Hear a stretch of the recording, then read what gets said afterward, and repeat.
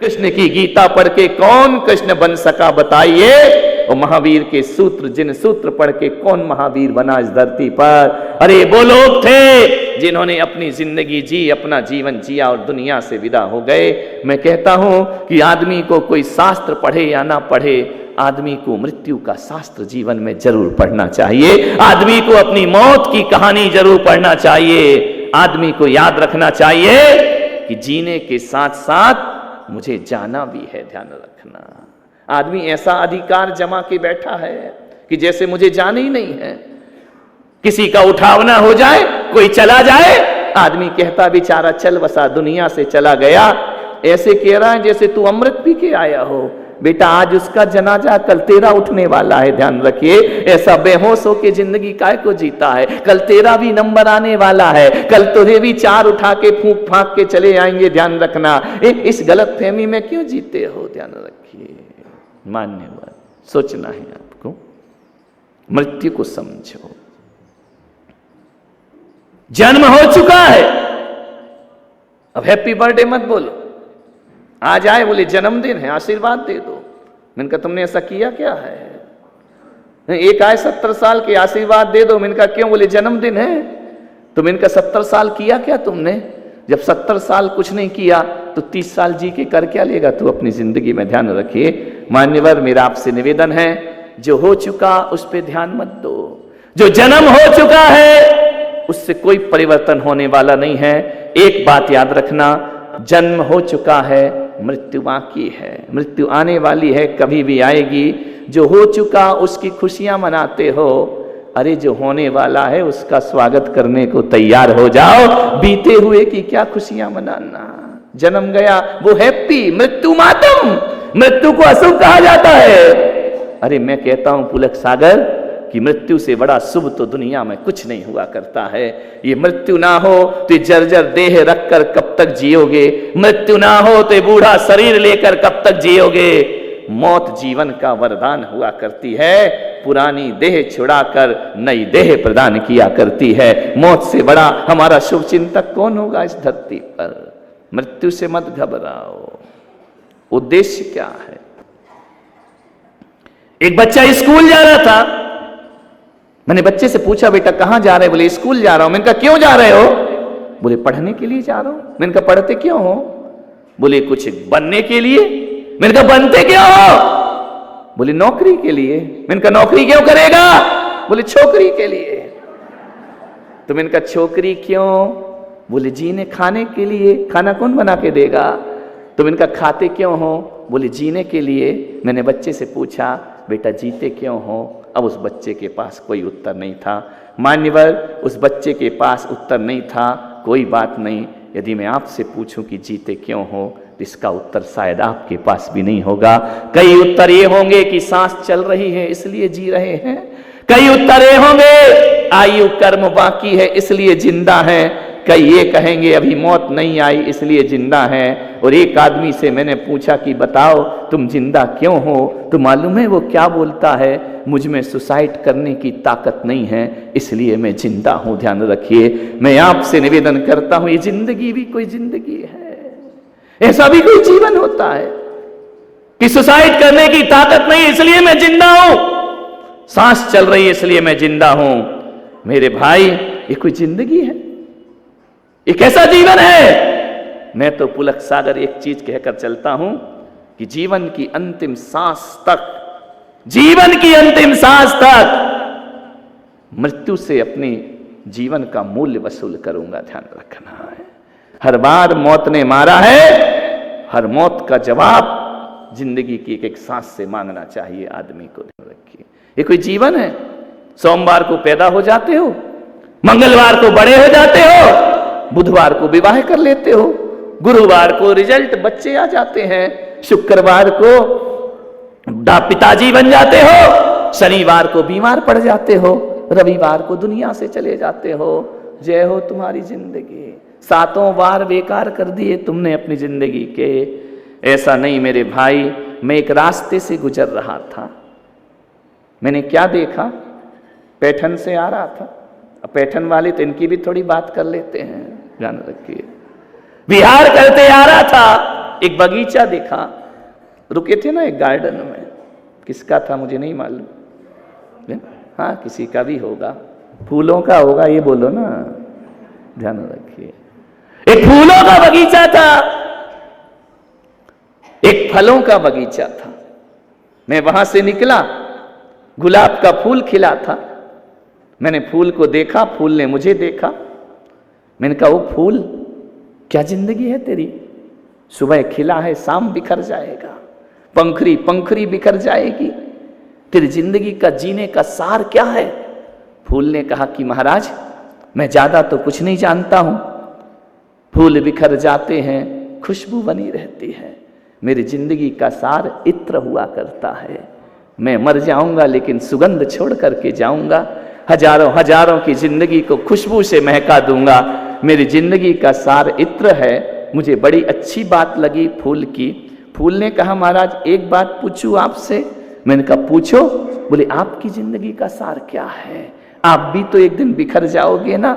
मैंने कहा ओ फूल भाई तूने गजब प्रश्न किया है। अरे तूने कहा है कि फूल ने कहा कि मेरी जिंदगी का सार इत्र है, मैं पुलक सागर कहता हूं मेरी जिंदगी का सार चरित्र हुआ करता है। ध्यान रखना, इस दुनिया में अकेले फूल का इत्र ही नहीं महका करता है, इस दुनिया में चरित्र भी महका करता है। ध्यान रखिए चरित्र की, अरे फूलों का इत्र तो फिर भी 2 सेकंड के बाद सुगंध उड़ जाया करती है, लेकिन चरित्र की सुगंध जिंदगी भर लोगों को महकाया करती है। फूलों की जिंदगी का सार इत्र है तो मनुष्य की जिंदगी का सार उसका चरित्र हुआ करता है। चरित्र को देखने का प्रयास करें।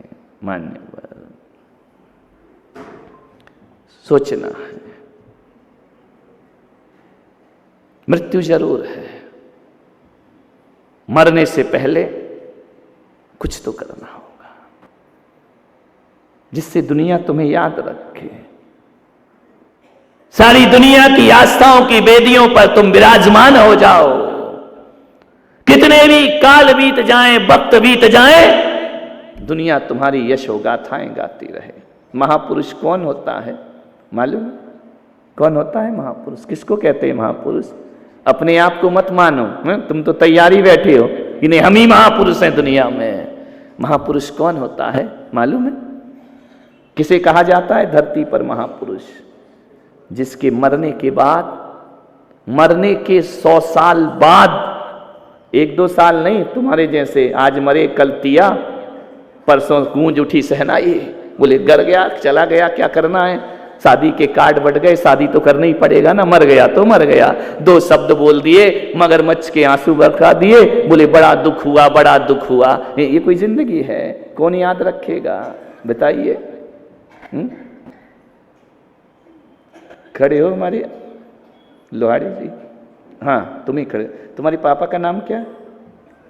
अच्छा तुम अपना तो बताओ यार, है? अरे गर्व से बोलो। प्रमोद कुमार। तुम्हारे पापा का नाम क्या? हंसराज जी। हंसराज जी पांडे। पांडे। उनके पापा का नाम? दशरथ लाल जी। दशरथ। उनके पापा का नाम? लालचंद जी। उनके पापा का नाम? गणेश लाल जी। कुछ ही बोलते जा, मुझे थोड़ी मालूम है। उनके पापा का नाम? बस खत्म, 2-4 पीढ़ी में खत्म, बस इतना ही मालूम है। समझदार हो प्रमोद जी, विराज। तुम क्या समझे दीक्षा दे रहा हूं क्या मैं? एक आदमी 2 पीढ़ी के नाम बताएगा, 3 पीढ़ी के नाम बताएगा, 4 पीढ़ी के नाम बता। ये तो चलो बहुत समझदार इंसान है महावीर भाई। एक तो मुझे ऐसा मिला, मैंने कहा खड़ा हो, तेरे पिता का नाम? बोले दशरथ। मैंने कहा उसके पिता का नाम? बोले 11 रथ। मैंने कहा उनके पिता का? बोले 12 रथ। मैंने कहा उनके? बोले 13 रथ। मैंने कहा कितने बाप हैं? बोले जितने रथ। ध्यान रखना, विचार करना। इनने तो कम से कम 10 रथ पे ही रोक दिया, ये चाहते तो 1 लाख रथ भी बना सकते थे। ध्यान रखना, लेकिन इनने रोक दिया। अच्छी बात है। आदमी 2 पीढ़ी याद रखता है, 3 पीढ़ी याद रखता है, 4 पीढ़ी याद रखता है। ज्यादा जोर लगा दो, 5वीं पीढ़ी का नाम बताएगा। उसके बाद वालों की कोई किस्से कहानी है तुम्हारे पास, उनके बाद वालों की कोई तस्वीर है तुम्हारे पास, लेकिन मुझ पुलक सागर से पूछना कि तुम्हारी पीढ़ियां गिनाओ, कौन है तुम्हारी पीढ़ी में। मैं इतना गिना सकता हूं कि दिन कम पड़ जाएंगे और सबके नाम बता सकता हूं। मैं यदि गर्व से कह सकता हूं कि कोई मेरे से पूछे कि तुम्हारे पिता का नाम क्या है, तो मैं कह सकता हूं आचार्य पुष्पदंत सागर मेरे पिता का नाम होता है। उनके पिता का नाम मैं कह सकता हूं आचार्य विमल सागर नाम हुआ करता है। उनके पिता का नाम आचार्य महावीर कीर्ति महाराज उनका नाम हुआ करता है। उनके पिता का नाम आचार्य आदि सागर, आचार्य शांति सागर, आचार्य कुंद कुंद भगवान। अरे मैं तो आपको इतनी पीढ़ी गिनाऊंगा कि 2600 साल पहले हुए महावीर तक तुम्हें ले जा करके खड़ा कर दूंगा। ध्यान रखिए, मेरे वंशज, मैं उनका वंशज हूं, मैंने उनके वंश में जन्म लिया है। ध्यान रखना, शरीर को जन्म देने से जिंदगी महान नहीं होती है। जीवन में चाचरण उतार लो, जिंदगी महान हो जाया करती है। ध्यान रखिए, मैं गिना सकता हूं, मैं महावीर की पूरी पीढ़ी गिना सकता हूं। महावीर पाटनी की नहीं, पाटनी की तो पाटनी नहीं गिना सकता है, मैं अपने महावीर की बात कर रहा हूं। ध्यान रखना, विचार करना है। गिनाओ, ऋषभदेव तक पहुंच जाओगे और ऋषभदेव में भी समाप्त नहीं होगे। उससे पहले भी भूतकाल में 24 हुए हैं। सुनने की ताकत है, गिनाऊं क्या मैं? खाना नहीं मिलेगा, ध्यान रखना, नाम ही सुनते रहोगे बैठ करके। ध्यान रखना, ऐसा नाम रोशन करो, ऐसी जिंदगी जियो कि हजारों पीढ़ियां भी तुम्हें याद करती रहें। 3 पीढ़ी में नाम समाप्त हो गए, 4 पीढ़ी में नाम समाप्त हो गए, और मेरे ऋषभदेव तो करोड़ों वर्ष पहले हुए हैं। आज भी उनके नाम लोगों के हृदय में लिखे हुए हैं। ध्यान रखना, आज भी वो हमारे हृदय में विराजमान है। जिंदगी को समझो, कुछ करो अपने जीवन में, व्यर्थ की जिंदगी मत जियो। एक संत थे, वो प्रवचन करते थे तो एक खोपड़ी अपने, जैसे मेरे पास जिनवाड़ी रखी है ना, उनके पास एक अमानव की खोपड़ी होती थी। लोगों ने कहा कि संत जी अशुभ है, व्यासपीठ पे बैठ करके आप ये मसान की खोपड़ी रख के प्रवचन करते हो, ये शुभ नहीं है, अशुभ हुआ करता है। संत ने कहा ये तो मेरे लिए बहुत शुभ है। बोले कैसे शुभ है, आप कोई तांत्रिक है क्या? संत ने कहा मैं तांत्रिक नहीं हूं। तो आदमी की खोपड़ी क्यों रखे हुए हैं? ये खोपड़ी में इसलिए रखा हुआ हूं कि जानते हो ये खोपड़ी किसकी खोपड़ी है? बोले शमशान में मैं गया था, ये खोपड़ी किसी और की नहीं है, मेरे पूर्वजों की खोपड़ी है। तो बोले क्यों रखा है इसको, इतना लगाव है उनको? नहीं, बोले जब जब मैं इस खोपड़ी को देखता हूं तो लगता है जब वो दुनिया में नहीं रहे, उनकी ये दशा है तो एक दिन मेरी भी यही दशा होने वाली है। जब जब इस खोपड़ी को देखता हूं, और इस शास्त्रों को देखो तो वो जीवन का बोध नहीं मिलता है, इस खोपड़ी को देखो तो जिंदगी का बोध मिल जाता है। घर से चला मुसाफिर दिल में ये अरमान थे, घर से चला मुसाफिर दिल में ये अरमान थे। एक तरफ थी बस्तियां और एक तरफ शमशान थे, पैर हड्डी पर पड़ा, हड्डी के ये बयान थे, चमल संभल कर चल मुसाफिर, हम भी कभी इंसान थे। ध्यान रखना, हड्डियां भी कभी इंसान रही इस धरती पर, सोचना है। ऐसा ना हो कि हमारा जीवन पश्चाताप में निकल जाए, हम ये नहीं कर सके, हम वो नहीं कर सके। सम्राट सिकंदर जब इस धरती पर आया ना, पूरा विश्व विजेता बन करके, जीवन का यह अंतिम क्षण सम्राट सिकंदर का आया, तो सिकंदर ने कहा कि मैं कुछ दिन जीना चाहता हूं, मैं मरना नहीं चाहता हूं। बोले आप बहुत बीमार हैं, बीमारी से गए हैं सम्राट सिकंदर, भयानक बीमारी है आपको। सम्राट सिकंदर ने कहा कैसे भी हो मुझे बचाओ, मैं मरना नहीं चाहता हूं। दुनिया के सारे हकीम बुलाए, मांत्रिक तांत्रिक बुलाए, वैद्य बुलाए, सारे हकीम बैठे हैं। सम्राट सिकंदर ने कहा मुझे कुछ दिन की जिंदगी दे दो। हकीमों ने कहा कि सम्राट हम सब कुछ कर सकते हैं, तुम्हें जिंदगी नहीं दे सकते। बोले एक काम करो, मुझे 4 दिन की जिंदगी और दे दो। बोले नहीं सम्राट, 4 दिन की जिंदगी कैसे दे दे? बोले मैं तुम्हें अपना आधा राज्य दे दूंगा तुम मुझे 4 दिन का जीवन दे दो। हकीमों ने कहा कि सम्राट, आधा राज्य तो छोड़ो, पूरा भी राज्य दे दो तो भी हम तुम्हें 1 घंटे की जिंदगी भी तुम्हें सौंप नहीं सकते हैं, दे नहीं सकते। सम्राट सिकंदर ने कहा ये कैसे हो सकता है कि तुम मुझे 1 घंटे का जीवन भी नहीं दे सकते हो। हकीमों ने कहा हम तुम्हें 1 मिनट का भी जीवन नहीं दे सकते हैं। ऐसी कोई औषधि दुनिया में नहीं है, ऐसी कोई दवाई इस धरती पर नहीं है जो तुम्हें जिंदगी दे सके। सम्राट ने कहा कोई नहीं दे सकता? बोले नहीं। तो बोले फिर एक काम करो। बोले मेरी मृत्यु निश्चित है? बोले बिल्कुल, कोई नहीं रोक सकता आपकी मौत को। तो एक काम करो। बोले क्या? मेरी 3 बातें मान लेना। जब मैं मर जाऊं ना, और जब मेरा जनाजा उठे, जितने भी तुम हकीम वैद्य हो ना, तुम कंधा देना मुझे। बोले हम कंधा देंगे? क्यों? बोले नहीं, मैं यही चाहता हूं कि तुम मुझे कंधा देना। दूसरी मेरी इच्छा अंतिम यह है कि जिन जिन गलियों से मेरा जनाजा निकले, मेरी दौलत पूरी जमीन पर बिछा दी जाए। और तीसरी बात कि जब मेरा जनाजा उठे तो दोनों हाथ मेरे जनाजे से बाहर होना चाहिए। सम्राट ऐसा क्यों कह रहे हैं? बोले इसलिए कह रहा हूं कि मुझे कंधा तुम लोग देना, ताकि ये दुनिया सीख जाए कि हकीम और वैद्य मंत्र तंत्र भी तुझे मौत से बचाने वाले नहीं हैं। एक क्षण का जीवन ये हकीम वैद्य और दवाइयां देने वाली नहीं है। और दौलत इसलिए बिखेर देना कि मृत्यु के आगे सारी दौलत बेकार हो जाया करती है। और जनाजे से हाथ इसलिए निकालना ताकि दुनिया देख सके, आया था जब सिकंदर हौसले तो आली थे, और जब गया था दुनिया से दोनों हाथ खाली थे। ध्यान रखना, ये संदेश सारी दुनिया को दे देना मेरा। मान्यवर, मौत से बच नहीं सकते हो तुम, किसी कीमत पे नहीं बच सकते हो। लाख पुरुषार्थ करना, लाख मेहनत करना, कितना भी भाग दौड़ कर लो, कहीं भी भाग लो, ऑफिस में छुपोगे? कहां जाके छुपोगे? बोलिए, जब मौत आएगी ना, कहां जाओगे?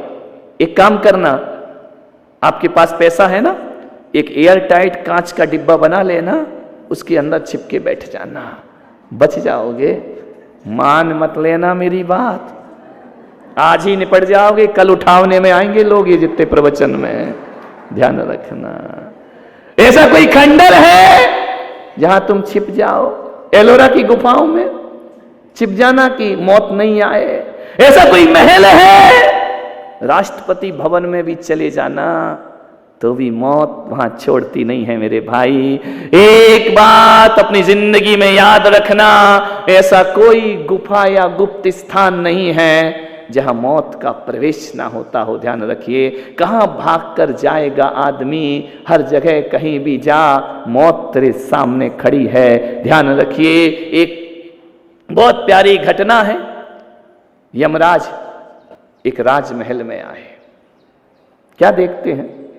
एक झरोखा है, झरोखे पे 2 कबूतर गुटरगू कर रहे हैं, घूम रहे हैं, गुटरगू करते जा रहे हैं।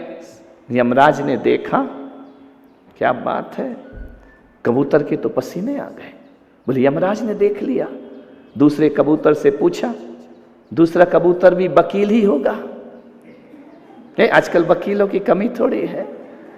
उसने सलाह ली, उसने पूछा कि वकील साहब, यमराज मुझे देख के मुस्कुराए क्यों? वकील ने कहा रुक जा, फीस लगेगी। भी तो बिना फीस के कुछ नहीं करते हैं। नहीं, अनिल वकील की बात नहीं कर रहा हूं मैं, ध्यान रखिए।